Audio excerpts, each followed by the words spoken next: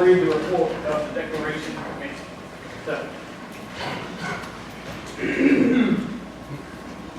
a declaration by the representatives of the United States of America in General Congress assembled, when in the course of human events it becomes necessary for one people to dissolve the political bands which have connected them with another, and to assume among the powers of the earth the separate and equal station to which the laws of nature and of nature's God entitle them, a decent respect of the opinions of mankind requires that they should declare the causes which impel them to the separation. We hold these truths to be self-evident, that all men are created equal, that they are endowed by their Creator with certain inalienable rights. Jefferson, we're back and we've got Maryland. That is, we will, as soon as Chase finished telling the Maryland Assembly what we saw at New Brunswick. He's in Annapolis right now, describing a ragtag collection of provincial militiamen who couldn't train together, drill together, or march together. But when a flock of ducks flew by and they saw their first dinner in 3 full days, sweet Jesus, could they shoot together? It was a slaughter. They are reading the Declaration.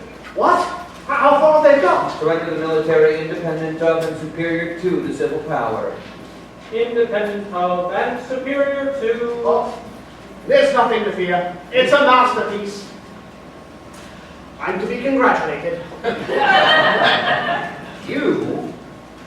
For making him write it. Oh, yes. Of course. It's a masterpiece, I say. They will cheer every word, every letter. I wish I felt that way.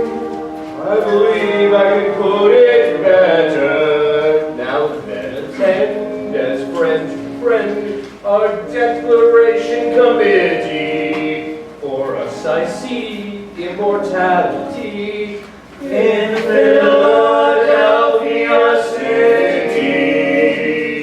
A farmer, a lawyer, and a sage, a bit gouty in the leg.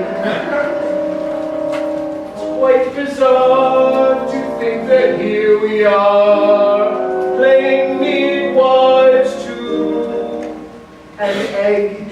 An egg? What egg? America, a new nation to be born. I wonder what kind of bird it's going to be. Well, there's a point. What sort of bird should we choose as the symbol of our new America? The eagle. The dove. The turkey. The eagle. The dove. The eagle. The eagle. The turkey. The eagle is a majestic bird. The eagle is a scavenger and a thief, and a symbol of more than 10 centuries of European foolishness.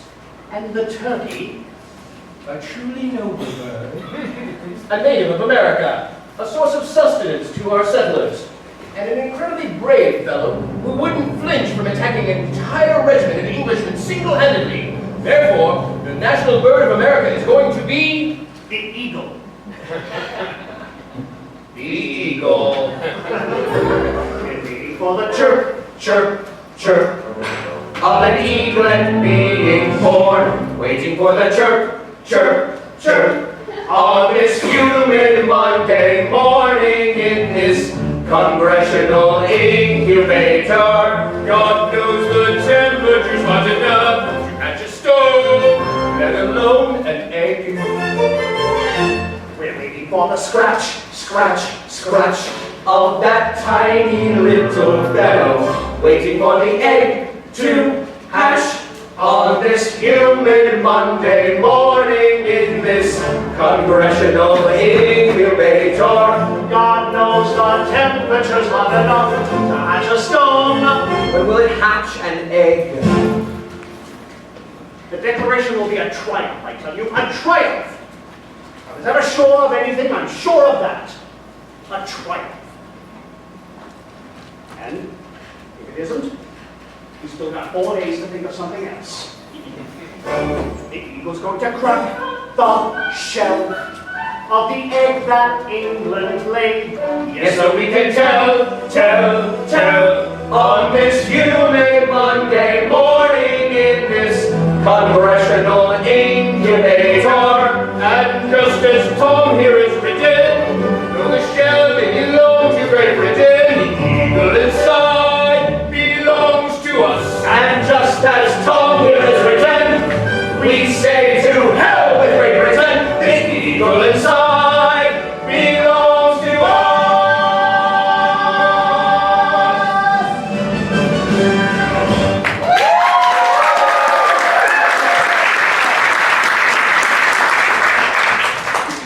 And that as free and independent states, they have the full power to levy war, conclude peace, contract alliances, establish commerce, and do all other acts and things which independent states may of right do. And for the support of this declaration, we mutually pledge to each other our lives, our fortunes, and our sacred honor. Very well. Thank you, Mr. Secretary. The Congress has heard the report of the Declaration Committee. Are there any who would like to offer amendments, alterations, or deletions to the document? Gentlemen, please. Governor Keene, I saw your hand first. Tom, it's a funny paper you've written, but somewhere in it you mentioned Scottish mercenaries and foreign mercenaries sent to destroy us. Scottish, Tom? A reference to a Highland regiment which stood against us at Boston. Ah, Germans, more like. Wearing kilts to disguise their being there. I ask that the word be removed to avoid offending a good people. Mr. Jefferson?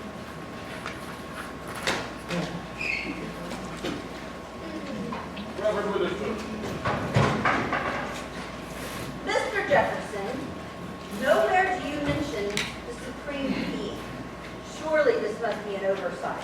For how can we hope to achieve a victory without his help?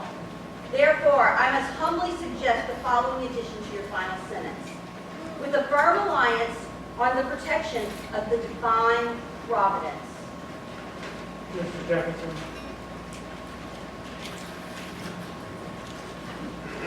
Mr. Reed. Thank you, Mr. President.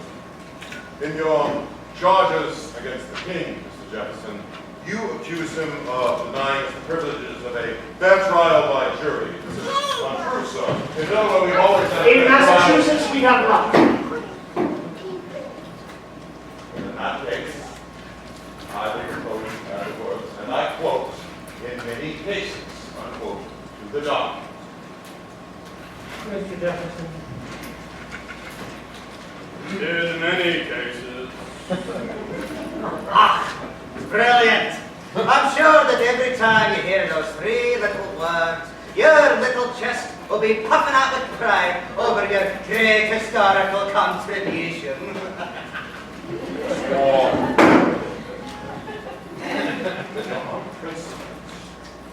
Whitewashing! The race of barbarians! That's it.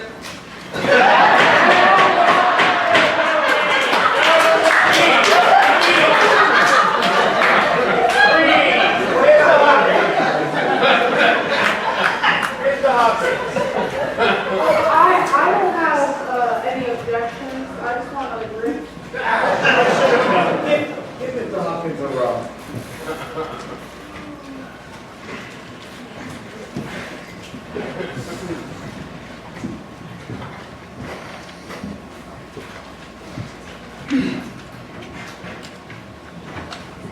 Mr. Bond.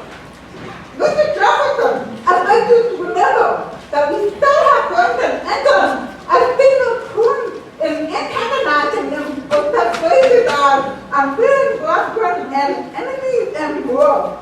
I refuse to put the British king, not the British people. Be sensible, Bartlett. Remove those phrases and the entire passage becomes meaningless. And it happens to be one of the most stirring and poetic in the entire document. We are a colors, Mr.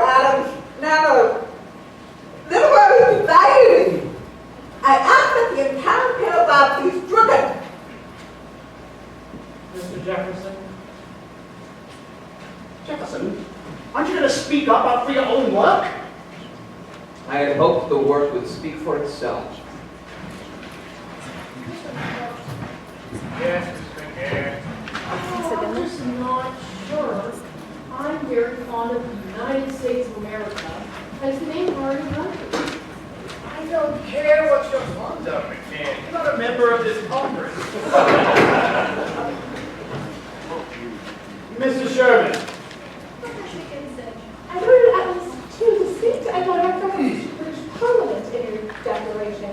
Do you think it's wise to indicate that this body, in light of our contention that they have never had any direct authority over us anyway? This is a revolution, damn it. We're gonna have to offend somebody. John, he's having an attack of apoplexy if you're not careful. Heard what they're doing to Franklin? Have you heard? Yes, John, I've heard. And those are just our friends. Can you imagine what our enemies will The do? word Parliament will be removed wherever it occurs. I swear, they won't stop until they remove one of the F's from Jefferson's name. Courage, John. It won't last much long.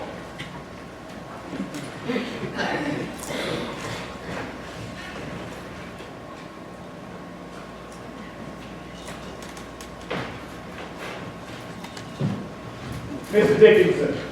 Mr. Jefferson, I have very little interest in your paper, as I'm sure we've all had the last of it, but I am curious about one thing. Why do you refer to King George as a tyrant? Because he is a tyrant. Oh, I remind you that this tyrant is still your king. When a king becomes a tyrant, he thereby breaks the contract binding his subjects to him How so? by taking away their rights. The rights that came from him in the first place. All except one. The right to be free comes from nature. Mr. Wilson, do we in Pennsylvania regard King George as a tyrant? Well, I believe that, no, he's not a tyrant. There you have it, Mr. Jefferson. Your declaration does not speak for us all. I demand the word tyrant be removed. Just a moment, Mr. Thompson. I do not consent. The king is a tyrant whether we say so or not. We might as well say so. But I already scratched it out. Then scratch it back in. Put it back in, Mr. Thompson. The king will remain a tyrant.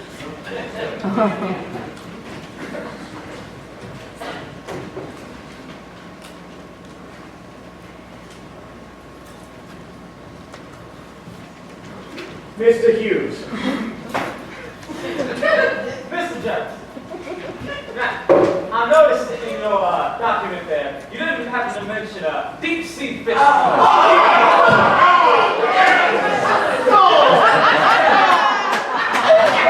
Fishing rights. How long is this twiddling to go on? Well, we have been here for 3 full days. We have, by my count, destroyed 85 separate passages and removed close to 400 words. Would you whip and beat it until you break its spirit? I tell you, this document is the most masterful expression of the American mind.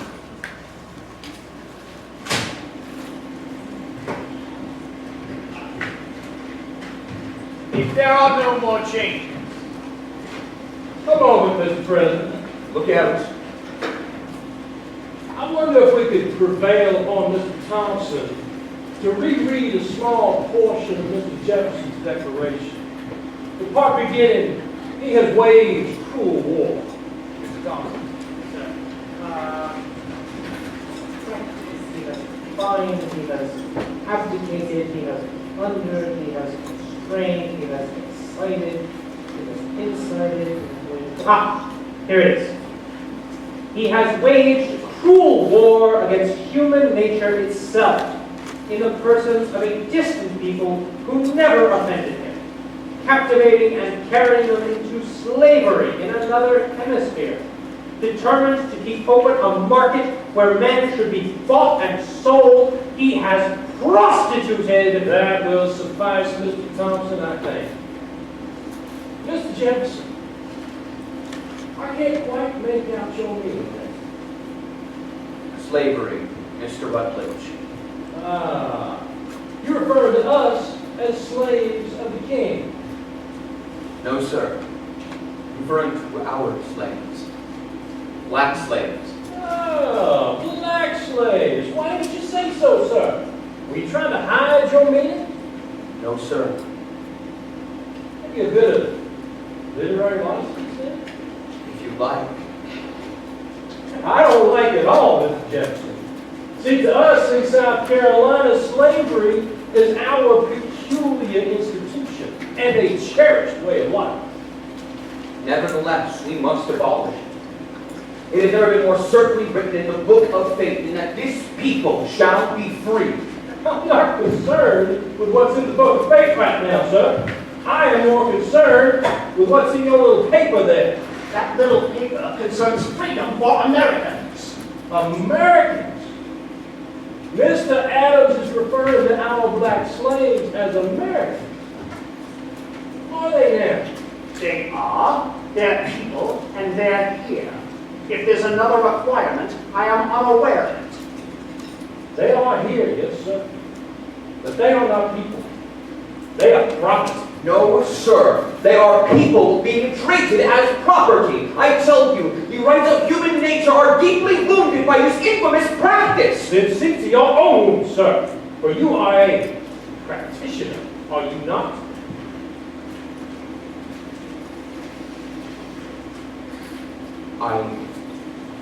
I have already resolved to release my slaves.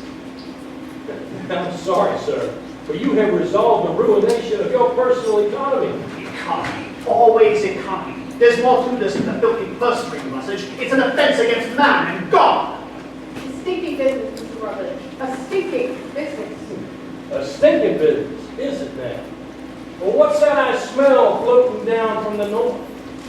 Could it be the aroma of hypocrisy? But who holds the other end of that filthy purse string, Miss Adams? Our northern brethren are feeling mighty tender toward our slaves. They don't keep slaves, no, sir. But they are perfectly willing to be considerable carriers of slaves for others. They are willing for the shilling. Or haven't you heard, Mr. Adams? Clink, clink. Molasses to rum to slave. Oh, what a beautiful walk. You dance with us, we dance with you, in molasses and rum and slave. Who sailed the ships out of Boston, laden with Bibles and rum? Who drinks a toast to the Ivory Coast? Hail Africa, the slavers have come. New England with Bibles and rum. Off with the rum and the Bibles. Hail on the slaves with clink. It's hail and farewell to the smell of the African corn. Molasses to rum to slave. 'Tis tomorrow, 'tis money, let's say. Shall we dance to the sound of a profitable pound in molasses and rum and slave? Who sailed the ships out of Guinea, laden with Bibles and slaves? 'Tis Boston can boast to the West Indies coast. Jamaica, we brung what you crave. Antigua, Barbados, we brung Bibles and slaves. Gentlemen, you mustn't think our northern friends see our black slaves merely as figures on the ledger. Oh, no, sir. They see them as figures on the block. Look at the faces at the auctions, gentlemen. White faces on African wars. Put them in the ships. Ram them in the ships. Stuff them in the ships. Hurry, gentlemen. Let the auction begin. Yo-ho,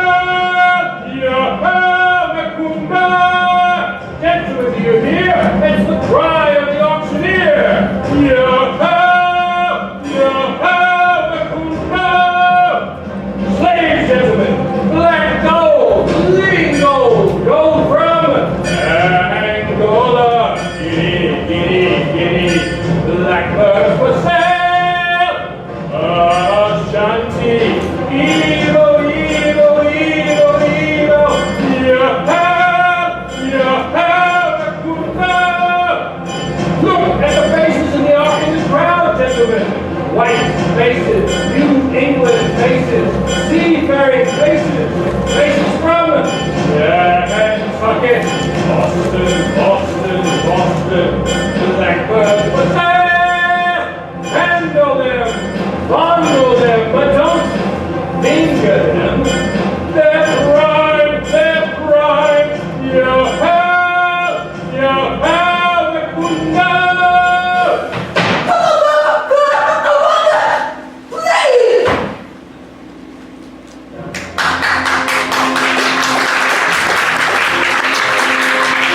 Well, actions to run, to slay. Who sailed the ships back to Boston, laden with gold, sin gleam, whose fortunes are made in this triangle trade. Hail slavery, the New England dream. Mr. Adams, I give you a toast. Hail Boston, hail Charleston, who stinketh the mud.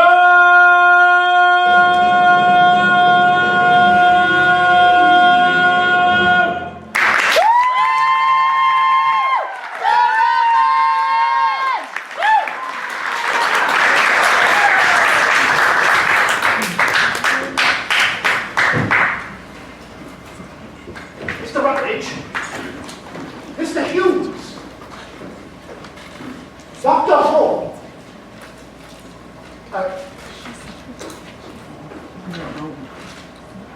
Don't worry. They'll be back. Hey, the vote is done. It's done! It's done!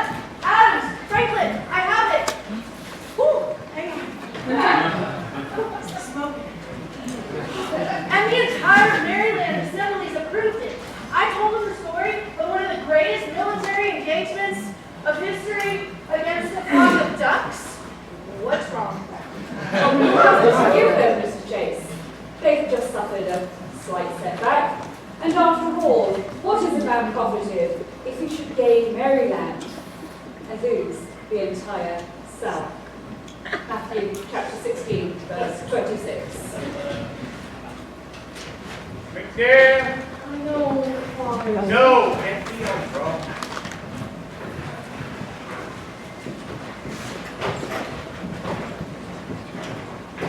Well, what are you all sitting around for? There's work to be done. McKee, I want you to go into Delaware and fetch Caesar Rodney. Are you mad, John? It's 80 miles on horseback and he's a dying man. No, he's a patriot. What's the point? We just lost the entire South. Never mind them. Can we get Delaware without Rodney? What? Oh, what a bastardly bunch we are.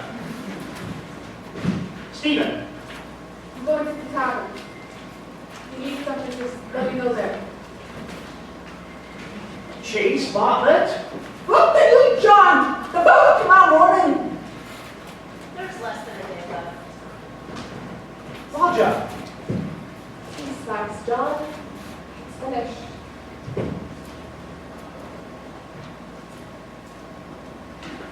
I'm sorry, John.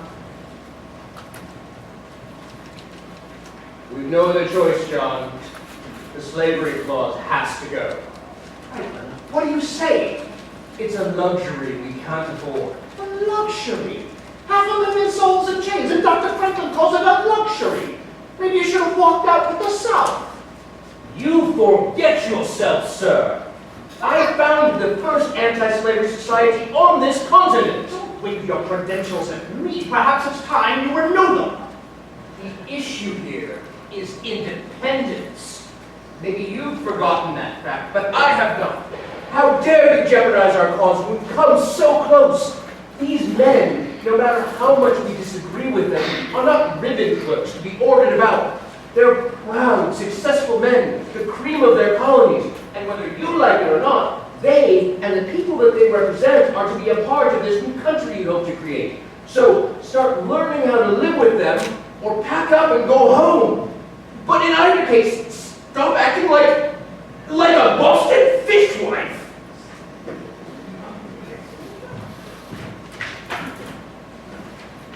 Thank God.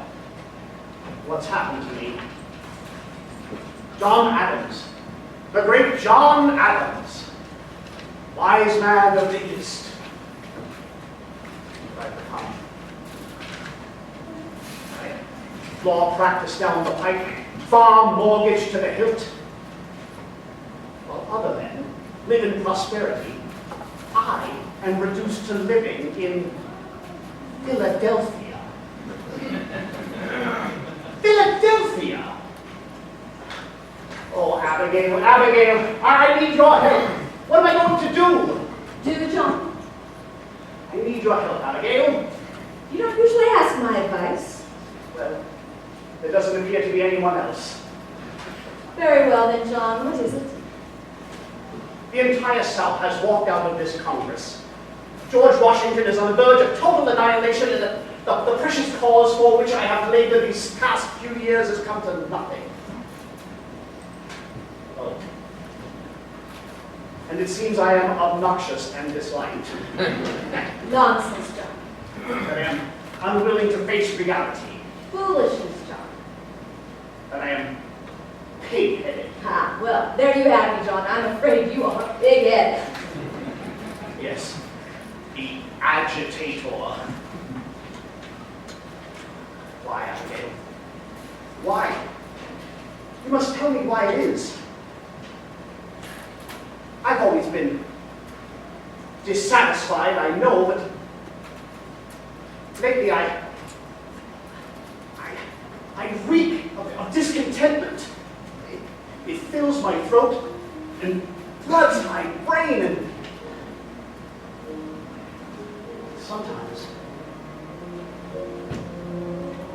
sometimes I fear there remains nothing but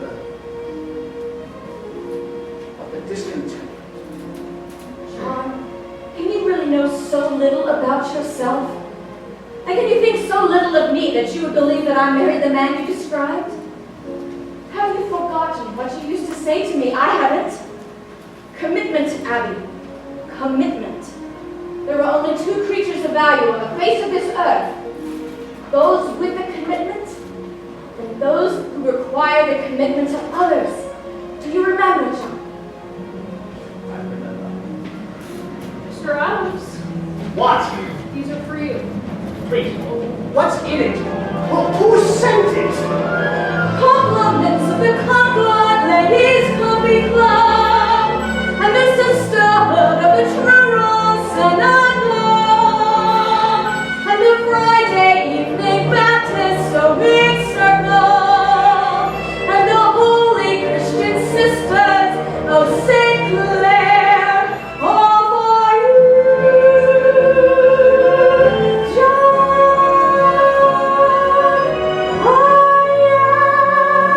As I ever was and ever will be.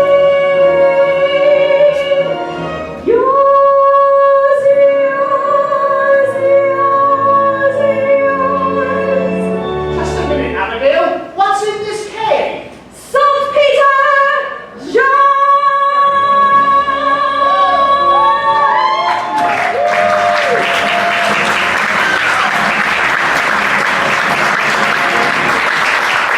Hey there. Go out and buy every damn pin in Philadelphia. And what kind of a pen? I don't know, the kind the ladies use in their sewing, and get this cake to the office. Hurry, man. Franklin, Jefferson, what are you sitting around for? John, did you not hear what I said before? Never mind that. Here's what we've got to do. John, I'm not even speaking with you. There's no time for that. There's work to be done. Time is running out. Get up out of your chairs. Tomorrow is here. Too late to despair. Jefferson, talk. Torah, let's talk. If it takes all night, talk and talk and talk and talk. You're a Southern gentleman, an aristocrat. If you listen to anyone, he'll listen to you. Franklin, time is running out. I know. Get out of my chair. Do I have to speak with Wilson? Yes, you do. If it takes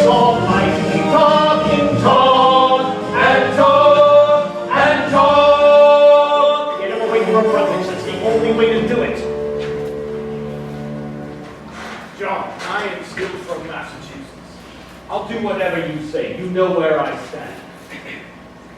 No. You're the president of Congress. You're a fair man, Hancock. Stay that way.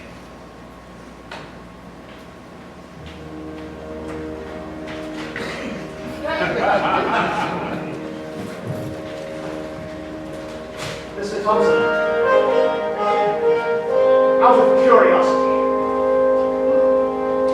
do you stand with Mr. Dickinson? Or do you stand with me? I stand with the generals. Lately I've had the oddest feeling he's been fighting for me. I have been in expectation of receiving a reply on the subject of my last 15 dispatches. Is anybody there?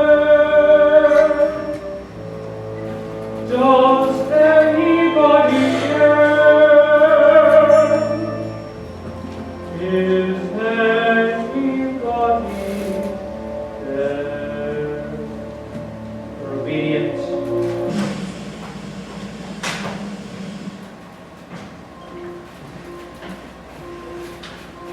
Are you hungry, John? No, I must stay.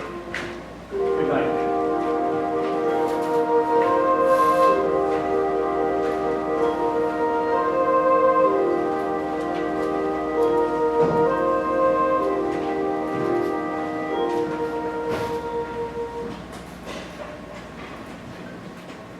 Is anybody there?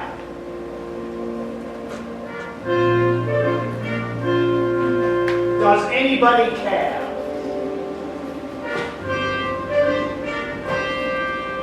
Does anybody see what I see?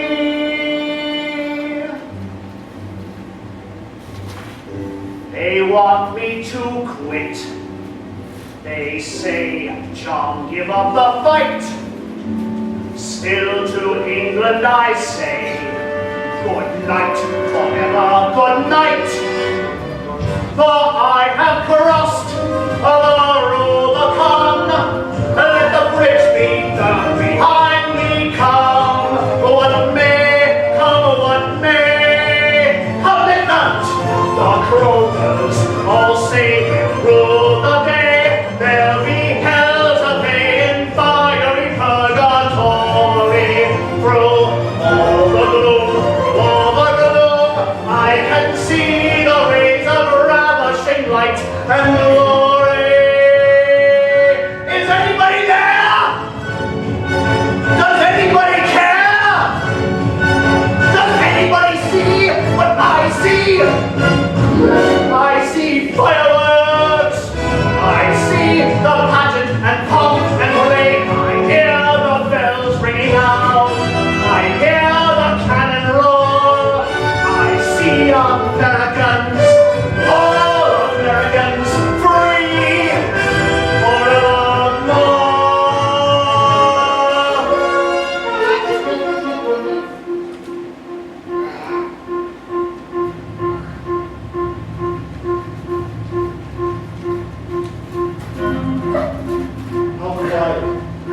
How quiet the chamber is. How silent the chamber is.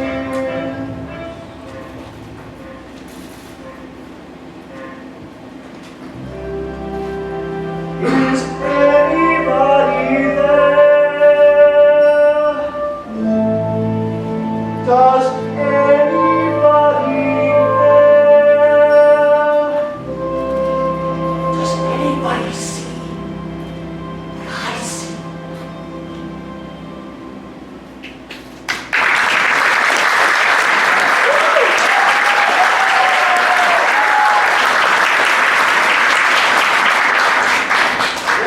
Adams, Dr. Hall, I'm sorry sorry. if I startled you.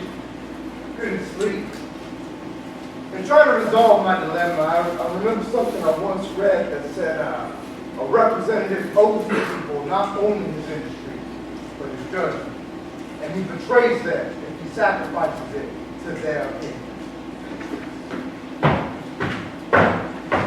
That was written by Edmund Burke, a member of the British Parliament.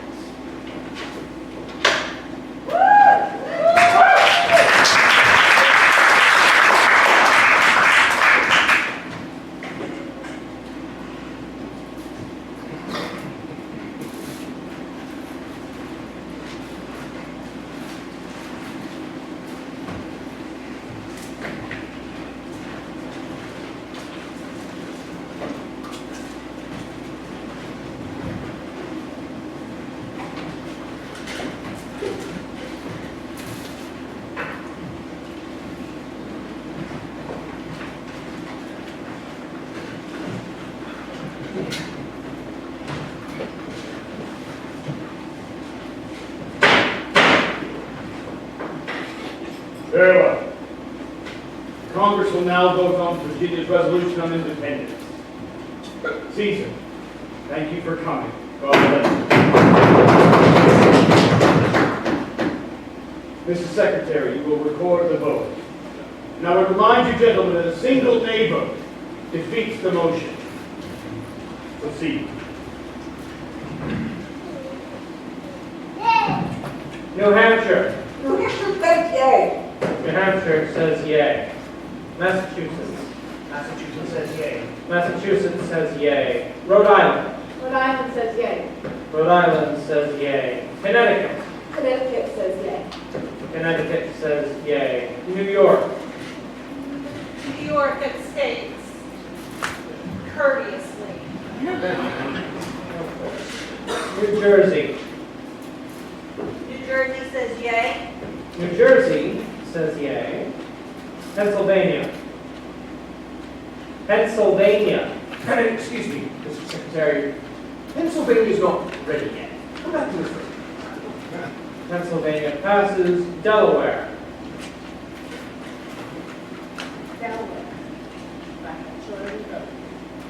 Votes yay for independence. Delaware says yay. Maryland. Maryland says yay. Maryland says yay. Virginia. Virginia says yay. Virginia says yay. North Carolina. North Carolina yields to vote of South Carolina. South Carolina. Well, Mr. Adams? Well, Rutledge, Mr. Adams, you must believe I will do what I have promised to do. what do you want, Rutledge? Remove the offending passage from your declaration. We did that. We'd be guilty of the very thing we are rebelling against. Nevertheless, remove it, or South Carolina will bury now and forever your dream of independence. John, I beg you to consider what you're doing. Mark me, Franklin, if we give in on this issue, posterity will never forgive us. That's probably true. But we won't hear a thing, John. We'll be long gone. Besides, what will posterity think we were? Demigods?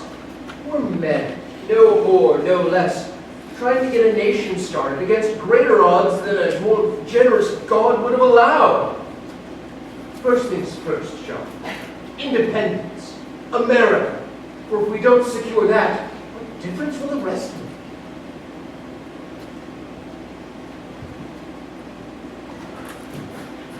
Jefferson, say something. What else is there to do? Well, damn it, man, you're the one that wrote it. I wrote all of it.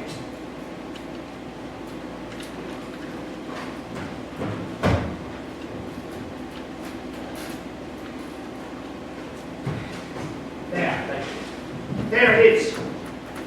You've got your slavery, little good it may do you. Now, vote! Damn you.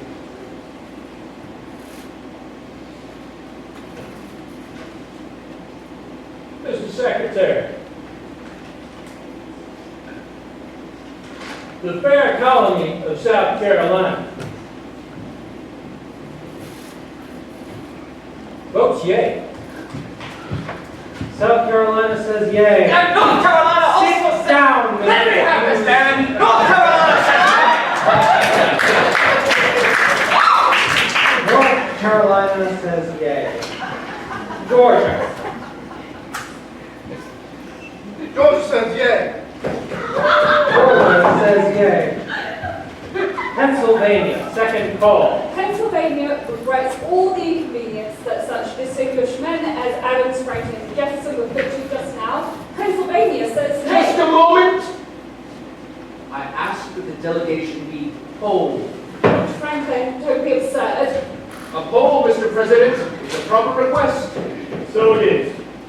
Hold the declaration, hold the delegation. Yes, sir. Dr. Franklin. Yay. Mr. Dickinson. Nay. Mr. Wilson. Judge Wilson. There it is, Mr. Wilson. It's up to you now. The whole question of American independence sits squarely on your shoulders. An entirely new nation waiting to be born or to die in birth. All on your say-so. So which will it be, Mr. Wilson? Every mapmaker in the world is waiting for your decision. Come now, James, nothing has changed. You mustn't let Dr. Franklin create one of his confusions. The question is clear. Most questions are clear when someone else has to decide them. It would be a shame if a man who handed down so many wise decisions from the bench would be remembered for the one unwise decision he made in Congress. James, the Secretary has called for your vote. You're keeping everybody waiting. Please don't push me, John. I know what you want me to do, but I don't want to be remembered. Yes, well, whether you want it or not, James, there's no way of avoiding it. John, I'm not like you. I'm not like any of these men here. I don't want to be remembered. I don't want that responsibility. There's no way of avoiding it. Not necessarily, John. You see, if I vote with them, I'm just going to be one out of a dozen. Who's going to remember James Wilson? If I vote with you, I'm going to be the man to be remembered who prevented the American independence. I didn't bargain for this. What do you mean? I don't want to be remembered. Well, you will be remembered, James. Mr. Dickinson, revolutions come into this world like bastard children, half improvised and half compromised. Our side has provided the compromise. Mr. Wilson here is supplying the rest. James. I'm sorry, Tom. My vote is yay. Pennsylvania says yay. Is that how new nations are formed? By a non-entity trying to preserve the other liberty he so richly deserves. The tally being 12 to none with one abstention, the resolution on independence passes. It's done. It's done. Mr. Thompson, is the declaration ready to be signed? It is. I suggest we do so. The chair further suggests that for our mutual safety and protection, no man be allowed to sit in this Congress without attaching his name to this. Mr. President, I cannot sign such a document. I will never give up hope for eventual reconciliation with England.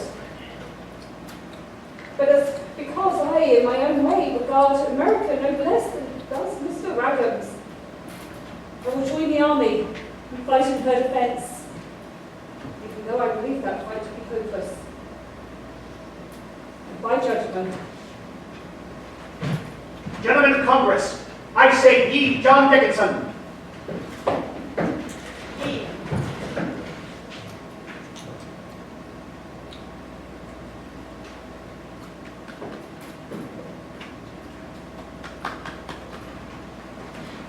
Gentlemen, if there are no objections to the declaration being approved as it now stands. Any objections?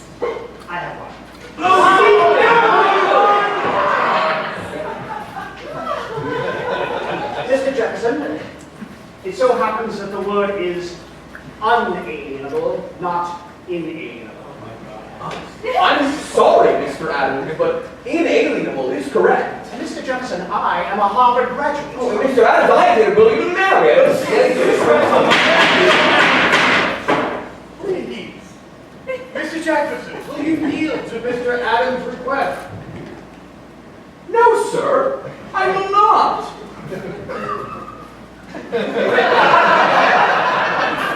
Fine, I withdraw it. Who do you, George? I'll talk to the printer about it later. Very well, gentlemen. We are about to brave the storm in a skiff made of paper. And how it will end, nobody knows. Well, that's a pretty large signature there, Johnny. So Fat George in London can read it without his spectacles. Step right up, gentlemen. Don't miss your chance to commit treason. Hancock's right. That paper is our passport to the gallows. There's no backing out now. If we don't hang together, we shall most assuredly hang separately. Well, in my case, hanging won't be so bad. One snap, it'll be over. But Reed here, he'll be dancing a jig long after I'm gone. Gentlemen, forgive me if I don't join in the merriment. But if we're arrested now, my name is still the only one on the damn thing. Oh, no.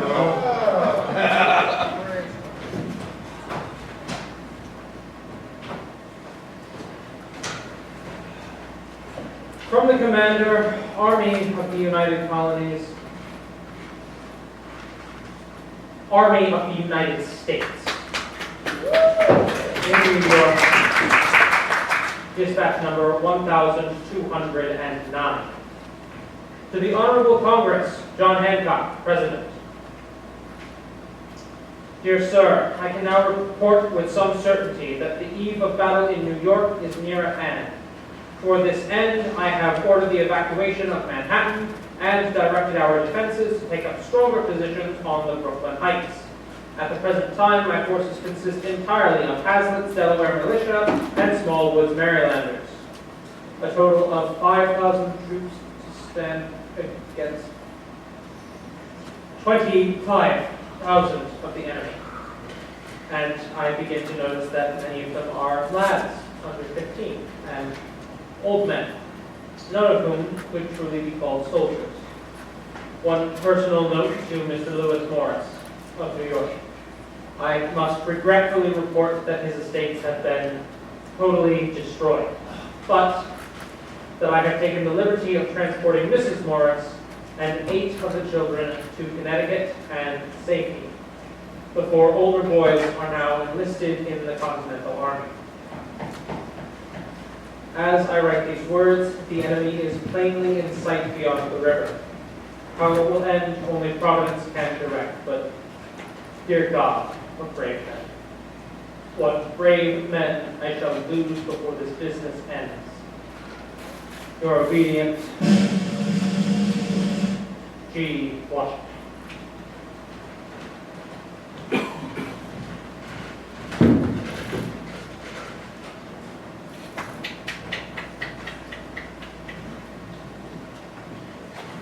Very well, gentlemen.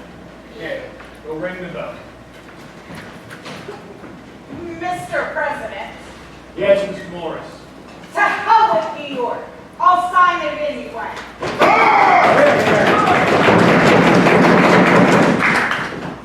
Thank you, Mr. Morris. Steve, sit down. So, I want to remember each man's face as he signed it. Very well. Mr. Thompson. So, New Hampshire, Dr. Josiah Barker. Massachusetts, Mr. John Adams. Rhode Island, Mr. Stephen Hopkins. Connecticut, Mr. Roger Sherman. New York, Mr. Lewis Morris. New Jersey, the Reverend Jonathan Witherspoon. Pennsylvania, Dr. Benjamin Franklin. Delaware, Mr. Caesar Rodney.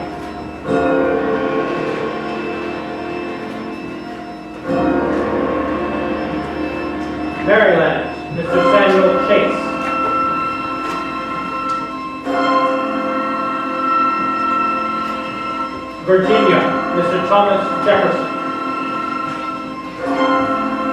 North Carolina, Mr. Joseph Hughes.